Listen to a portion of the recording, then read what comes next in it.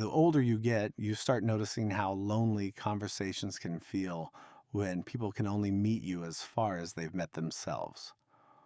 You can say exactly what you mean, explain it carefully, even gently, and somehow it still doesn't reach the place you spoke from, because sometimes it really is that deep. You're reacting to the implication, they're reacting to the event. You're responding to the shift you felt, they're responding to the words that were said. There's a real limit to how much someone can understand you. And it isn't intelligence or it isn't even empathy, it's self awareness. People can only recognize in others what they've already faced within themselves. When someone has confronted their fears, their contradictions, their attachments, their emotional patterns, their range widens. They can hold nuance. They can see more than one meaning at once. But if a person hasn't gone there internally yet, the conversation stays on the surface no matter how honest you're being.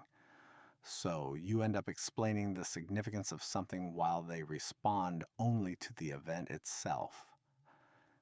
Nothing is necessarily malicious about it, but it becomes frustrating because you're speaking from a psychological place the other person hasn't visited yet.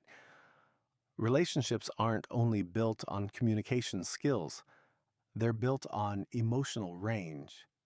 This is especially familiar to people with strong Scorpio energy, Scorpio moons, Pluto influence, eighth house emphasis. You're rarely reacting to what happened. You're reacting to what it revealed. After a while, you notice something else. You spend long stretches alone, and you're mostly okay with it. But every now and then, you try again. You go out, you talk, you let people in a little more than usual. And on the way home, there's a specific feeling. Not that anything bad happened, just that something didn't sit right. The conversations were normal, but you can feel where they stayed. So you replay it quietly. Not the words, but the tone, the reactions, what was avoided, what was brushed past. And you realize why it feels tiring, because sometimes it really is that deep.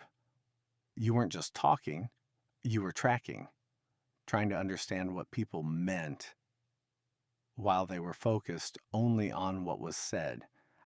After enough of those, you start hesitating to socialize at all. Not because you dislike people, but because shallow interaction feels heavier than solitude. Being alone is quiet. Being around people without depth is loud in a different way. It isn't that you want constant seriousness, you just want honesty, even uncomfortable honesty, over polite harmony. What drains you isn't conflict. It's pretending nothing is there when you can clearly feel something is. So you pull back again. Not dramatically, just a quiet decision that your energy has to be placed carefully because you notice how much you absorb. The mood in a room stays with you. Conversations echo. Unresolved things linger. You don't need people to confirm what you felt. Most of the time, you already know. You just need time alone long enough for your mind to settle back into itself.